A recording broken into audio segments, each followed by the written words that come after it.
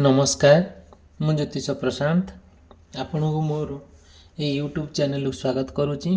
चलतु देखा आज यही नुआ वीडियो माध्यम आपणकर पार्टनर मनर मनर कथा तांकर मनर फीलिंग्स तांकर आपण प्रति से कौन भावुंट से आपण कौन आशा करुँच आपण कौन आशा कर निश्चित भाव में ये वीडियो डिटेल विस्तीर्ण भाव में आपण को मु कहबी जोटा कि देखंतु तमे भगवान को आशीर्वाद रु तुम तुम पार्टनर को पाइछ इट्स ओके। भगवान आशीर्वाद रु आपण आपण पार्टनर को फाइनाली पाइचंती। पाइबा पाई एते परिश्रम एते कष्ट एते जंत्रणा एते दुख आपण अनुभव करिसेंती ता केबे भाभी हब नाही कि सही हब नाही। देखो फास्ट कहबी जदि आपण कि आपण पार्टनर को गोटे एत असुविधा गोटे डिफिकल्ट सिचुएशन रे देखा को मिलला जोटा कि भाभी हब नाही। आपण आपण पार्टनर को बहुत भल पाती से मध्य बहुत भल पाती आपण तांको भितर भल पाइबा गोटे अपूर्णीयता गुड बहुत सुंदर आपण भितर तांको भितर सुंदर भल पाइबा आ परस्पर को एते बुझंती एते जानती गोटे भाभी हब नाही। आप परस्पर को बहुत प्रोटेक्शन भी दियंती बहुत प्रोटेक्शन आउ एते सुंदर भाव में आपण तांको भितर संपर्क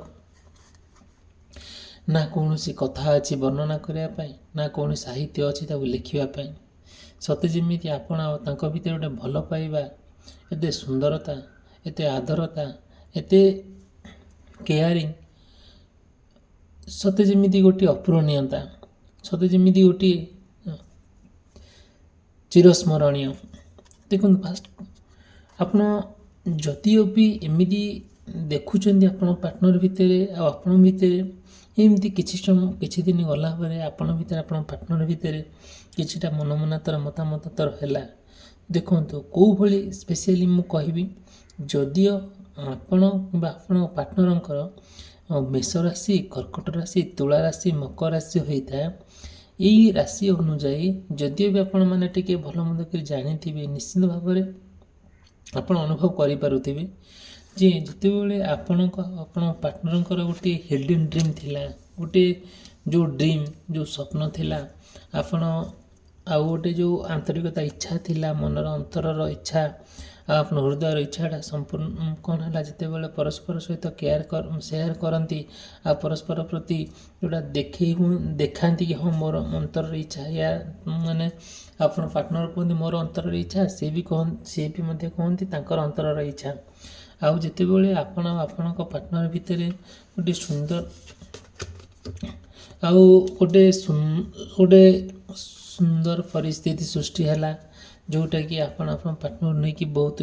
माने बहुत खुशी भी हेले बहुत कथा नहीं भाविले आपण पार्टनर ना सब चाहती कि आपण पार्टनर को भीतर गोटे भल बंधुता गोटे भल संपर्क सते जमी गोटे कौन कहवा आम सेटा को कंप्लीट भाव गोटे अन्य भाषा कहवा परस्पर को जीवन बोली भावती परस्पर को हृदयर राजा राणी बोली भावती जिते बड़े आपणकर प्रेम भितर गोटे तिक्तता सृष्टि है गोटे मनमनातर है गोटे मतमतांतर है सीटी कौन कला आपणकर जो सुंदर भल पाइबा थिला सेटा सते जमी कड़े मिलगला जिते जिते भी आप ट्राए कले आउ सी किसी हो पारा ना बहुत ट्राए कले बहुत बुझेले आउ बुझिया सत्वे भी आउ से कौन कले ना किसी सी भी से किसी इम्पोर्टेंस नेले नहीं आउ आपण सब भगवान प्रति गोटे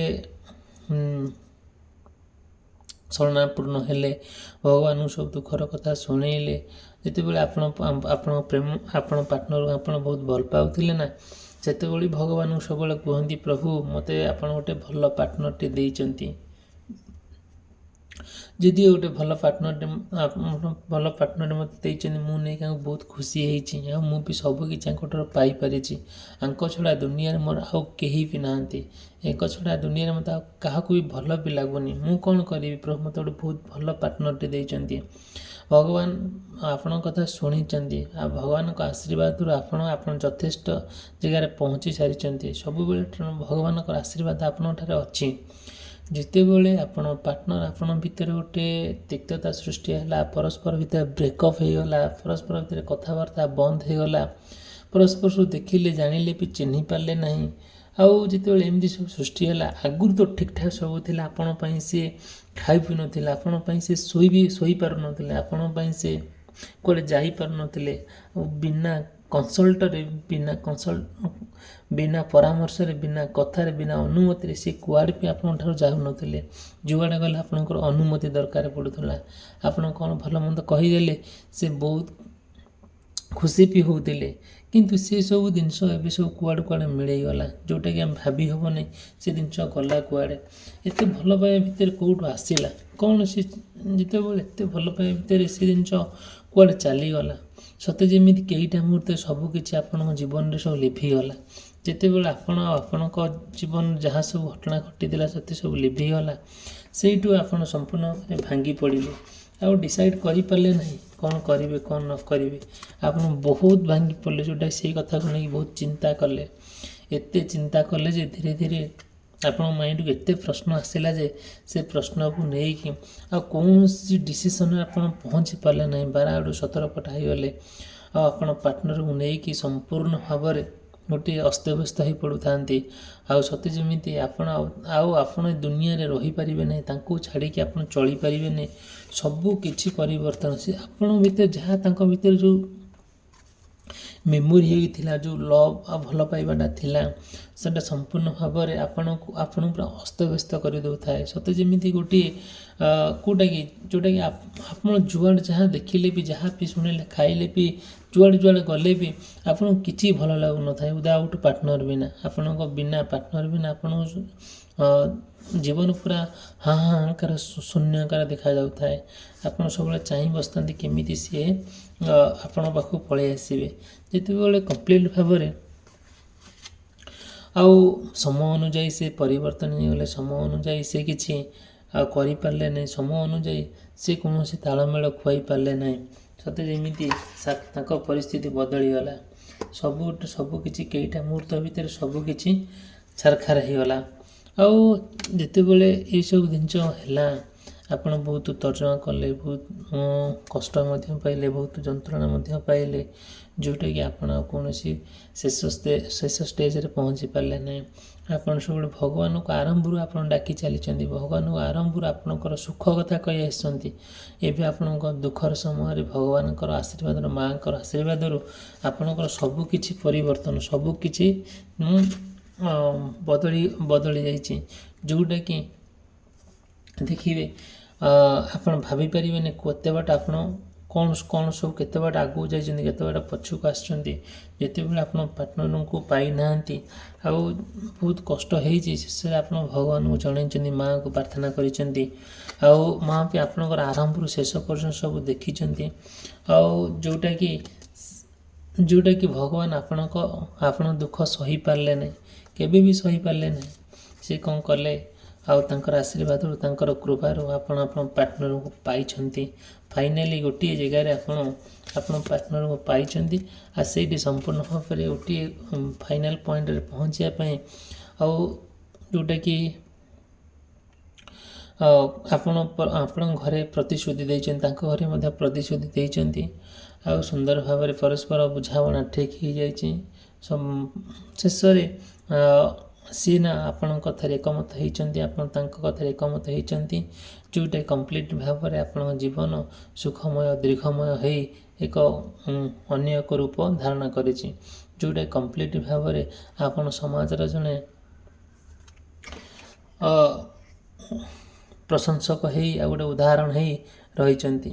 ଦେଖନ୍ତୁ, ଯଦିଓ ଆଉ ଗୋଟେ କଥା ମନେ ରଖିଥାନ୍ତୁ, ଯଦି ବି ଆପଣଙ୍କ ପାର୍ଟନରଙ୍କର କିମ୍ବା ଆପଣଙ୍କର ବୃଷ ରାଶି, ସିଂହ ରାଶି, ବିଛା ରାଶି, କୁମ୍ଭ ରାଶି ହେଇଥାଏ, ନିଶ୍ଚିତ ଭାବରେ ଆପଣଙ୍କର ସମ୍ପର୍କ ବହୁତ ଷ୍ଟ୍ରଙ୍ଗ ହୋଇଥାଏ, ବହୁତ ନିବିଡ଼ ହୋଇଥାଏ, ପରସ୍ପର ଭିତରେ ବହୁତ ଭଲ ପାଇବା ଥାଏ। ଆଉ ନିଶ୍ଚିତ ଭାବରେ ଆପଣ ଏ ଭିଡ଼ିଓକୁ ଆରମ୍ଭରୁ ଶେଷ ପର୍ଯ୍ୟନ୍ତ ଦେଖିଥିବାରୁ ଆପଣଙ୍କୁ ଧନ୍ୟବାଦ। ଆଉ ଗୋଟେ କଥା କହିବି, ଯଦି ବି ଚ୍ୟାନେଲ୍ ସବସ୍କ୍ରାଇବ୍ କରିନାହାନ୍ତି କରିବା ପାଇଁ ଭୁଲିବେ ନାହିଁ। ଯଦି ବି ଆପଣଙ୍କର ପାର୍ଟନରଙ୍କର କିଛି ପାର୍ଟନରକୁ ଜାଣିବା ପାଇଁ କିଛି ମନରେ ପ୍ରଶ୍ନ ଥାଏ, ମୋତେ ନିଶ୍ଚିତ ଭାବରେ କଣ୍ଟାକ୍ଟ କରିବେ। ମୋର କଣ୍ଟାକ୍ଟ ନମ୍ବର ଦେଇଛି। ଆଉ ମୁଁ ମୋ ସେଇ ପର୍ସନାଲିଟି ମାଧ୍ୟମରେ ଡିଟେଲ୍ ବିସ୍ତୀର୍ଣ୍ଣ ହୋଇପାରେ ଆପଣଙ୍କର ପାର୍ଟନରଙ୍କର କରେଣ୍ଟ ଫିଲିଙ୍ଗସ୍, ତାଙ୍କ ମନର ଭାବନା ମୁଁ ଆପଣଙ୍କୁ କହିବି, ତାଙ୍କର ଉଦ୍ଦେଶ୍ୟ କ'ଣ ମୁଁ ନିଶ୍ଚିତ ଭାବରେ କହିବି। It's okay. ଚାଲନ୍ତୁ ଦେଖିବା।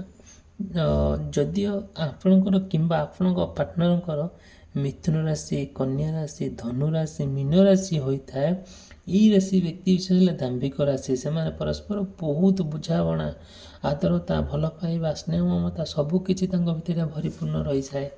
ଦେଖନ୍ତୁ, ଆମେ ଯେଉଁଠି ଛାଡ଼ିଥିଲେ ଯେ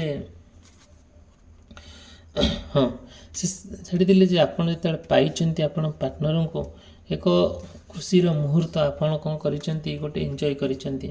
ଆଉ ସବୁବେଳେ ଆଉ କ'ଣ କରିଛନ୍ତି, ବହୁତ ଏକ ଶୂନ୍ୟ ରାଜ୍ୟରେ ଆପଣ ଘୁରି ବୁଲିଛନ୍ତି। ସତେ ଯେମିତି ଆପଣ ଆପଣଙ୍କ ପାର୍ଟନର ଭିତରେ ଏତେ ନିବିଡ଼ତା ଦେଖେଇକି, ଆଉ ଏତେ ଭଲ ପାଇବା ଦେଖେଇକି ଅନ୍ୟ ଥାର୍ଡ଼ ପାର୍ଟି ପକ୍ଷରୁ ବା ଅନ୍ୟମାନଙ୍କ ପକ୍ଷରୁ ଗୋଟେ କ'ଣ ଆସୁଛି, ଗୋଟେ ହିଂସାର ଭାବନା ଆସୁଛି, ଆଉ ଗୋଟେ ଜେଲସିର ଫିଲିଙ୍ଗସ୍ ଆସୁଛି। ସେଇଠୁ ଆପଣ କ'ଣ କରୁଛନ୍ତି, କାହାର ସେସବୁ ଜିନିଷକୁ ସହିନାହାନ୍ତି କି କାହାର କଥାକୁ ଆପଣ ମାନେ ନ ସହି ପୁରା ବେଖାତିରି କରି ଆପଣ ପାର୍ଟନରକୁ ଧରିକି ବହୁତ ଏକ ବଡ଼ ଜାଗାରେ ଯାଇ ପହଞ୍ଚିଛନ୍ତି, ଯେଉଁଟାକି ଆପଣ ସୁଖମୟ ଦୀର୍ଘ ଜୀବନ ହେଇ ଏବେ ମଧ୍ୟ ବଞ୍ଚିଛନ୍ତି। ଯେଉଁଟାକି ନା ଆପଣଙ୍କ ଭିତରେ କିଏ ପଶୁଛି, ନା ଆପଣ କାହାକୁ ପୁରଉଛନ୍ତି। ସତେ ଯେମିତି କେଇଟା ମୁହୂର୍ତ୍ତ ଭିତରେ ଆଉ କିଛି ଦିନ ଭିତରେ ସବୁ କିଛି ପରିବର୍ତ୍ତନ ଈଶ୍ୱରଙ୍କର ଆଶୀର୍ବାଦରୁ, ଭଗବାନଙ୍କର କୃପାରୁ, ଯାହା ହଉ ଆପଣଙ୍କ ପାର୍ଟନରଙ୍କୁ ଆପଣ ପାଇଛନ୍ତି, ଗୋଟେ ସୁଖ ଶାନ୍ତିରେ ରହିଛନ୍ତି, ପରସ୍ପର ଭିତରେ ଗୋଟେ ସୁନ୍ଦର ଭାବନା ନେଇ ବଞ୍ଚିଛନ୍ତି। ଆଉ ଆଗକୁ ପ୍ଲାନ୍ କରୁଛନ୍ତି, କ'ଣ ସବୁ ପ୍ଲାନ୍ କରୁଛନ୍ତି, କେମିତି ଆଉ ନୂଆ କଥା ସବୁ, ଯେମିତି ଆମେ କହିବା କି ପିଲାପିଲିର ପ୍ଲାନ୍ କରୁଛନ୍ତି, କୌଣସି ଏକ ଡେଷ୍ଟିନେସନ୍ ଯିବା ପାଇଁ ପ୍ଲାନ୍ କରୁଛନ୍ତି, କିମ୍ବା ଘର ବାଡ଼ି ଜାଗା, ଘର ଦ୍ୱାର ଏସବୁ କିଣିବା ପାଇଁ ପ୍ଲାନ୍ କରୁଛନ୍ତି। ଏସବୁ ନିଶ୍ଚିନ୍ତ ଭାବରେ ଭଗବାନଙ୍କ ଆଶୀର୍ବାଦରୁ ଆପଣଙ୍କର ନିଶ୍ଚିନ୍ତ ଭାବରେ ଏସବୁ ସ୍ୱପ୍ନ ସତ ହେବ। ଆପଣଙ୍କର ଆଶା କମ୍ପ୍ଲିଟ୍ ଭାବରେ ଗୋଟେ ଏକ କନକ୍ଲୁଜନ୍ ପଏଣ୍ଟରେ ପହଞ୍ଚିବେ। ନିଶ୍ଚିନ୍ତ ଭାବରେ ଭଗବାନଙ୍କର କୃପାରୁ, ଭଗବାନଙ୍କ ଆଶୀର୍ବାଦରୁ ଆପଣଙ୍କର ସବୁ କିଛି ଠିକ୍ଠାକ୍ ହେଇଯାଇଛି। ତେଣୁ ଏବେ ନିଶ୍ଚିନ୍ତ ଭାବରେ ଭଗବାନଙ୍କୁ ଆପଣ ଡାକିବେ, କେବେ ଭଗବାନଙ୍କୁ ଭୁଲିବେ ନାହିଁ। ଏଇ ଭଗବାନଙ୍କର ୟୁନିଭର୍ସଙ୍କର ଯାହା ମେସେଜ୍ ଥିଲା ଏ କାର୍ଡ଼ ମାଧ୍ୟମରେ ମୁଁ ଆପଣଙ୍କୁ ପହଞ୍ଚେଇଲି। ଯଦିଓ ଭିଡ଼ିଓଟି ଭଲ ଲାଗୁଥାଏ, ଭିଡ଼ିଓକୁ ଆରମ୍ଭରୁ ଶେଷ ପର୍ଯ୍ୟନ୍ତ ଦେଖିବେ। ଆଉ ଭଲ ଲାଗିଲେ ଲାଇକ୍ କରିବେ, ନହେଲେ ଡିସଲାଇକ୍ କରିବେ, ନହେଲେ କମେଣ୍ଟ ମାଧ୍ୟମରେ ଯାହା ମୋତେ ଜଣାଇବେ। ନିଶ୍ଚିନ୍ତ ଭାବରେ ଗୋଟେ କ'ଣ କହିବେ। ଆଉ ଭିଡ଼ିଓଟି ରଖିଲି, ସମାପ୍ତ କଲି, ରହିଲି। ଧନ୍ୟବାଦ, ନମସ୍କାର।